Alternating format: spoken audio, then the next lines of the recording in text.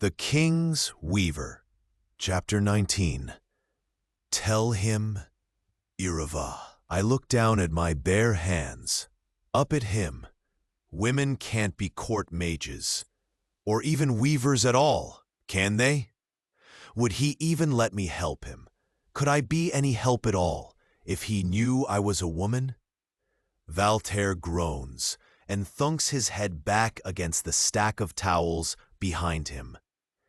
It is a very stupid rule, I know, he says. I've known women who would make excellent mages, and a whole lot of men who don't. He looks up at me, frowns. I am glad you saved his life, whatever you did at the demonstrations, and I think I'm a good enough judge of character to know that you're sincere when you say you're trying to help. But gods, what is your end to all of this? Will you tell him who you are? You marry him. Will you tell him before you marry him? Because I can tell you right now, the way he talks about you, about Caleb, it's not casual, Irava. I've been fearing I may have to pry him out of Caleb's arms to put him in, well, yours. He puts a hand over his eyes. Gods, this is so ridiculous. He can't cheat on you if you're already there, can he? I swallow, too loud in the close quarters, the stuffy, cloying air. Valtaire's cologne is truly horrible. I don't know what I'm going to do, I say, and after a moment's consideration, he says, well, at least you're honest about that. I don't like, not at all, keeping anything from Toravan. But I also know when something might be good for him. And you. He shuts his mouth again, once again swallowing what he was going to say. This time, though, I don't know the answer to that.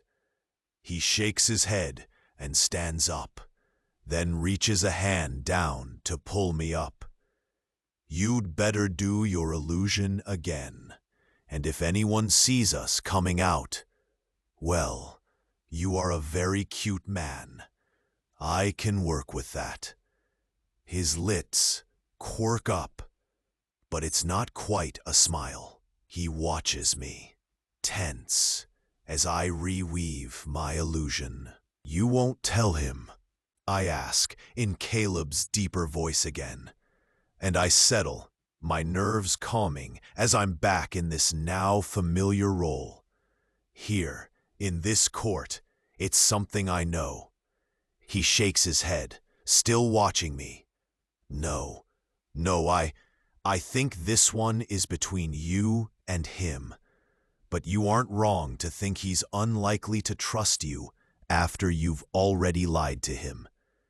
He's quiet a moment, and I find myself holding my breath.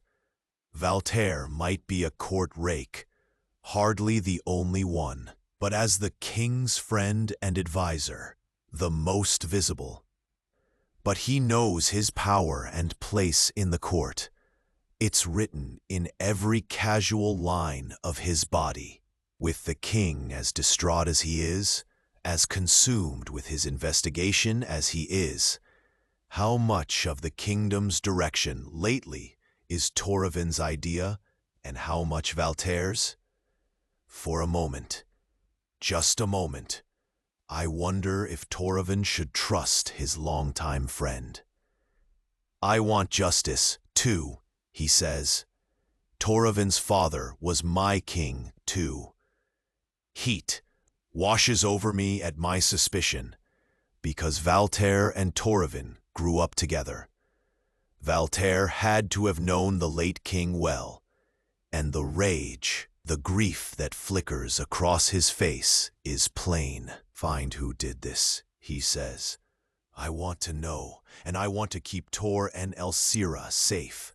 But don't you dare hurt Toravan. Don't you dare. I swallow and nod. But I don't know how to keep that promise. And with Valtaire's look turning back to exasperation, He knows that too. Okay, do what you must, he says, but please, by all the gods of all the seasons, tell him who you are. It has to come from you, and tell him soon. He's going to have to get over this, but he will, I think.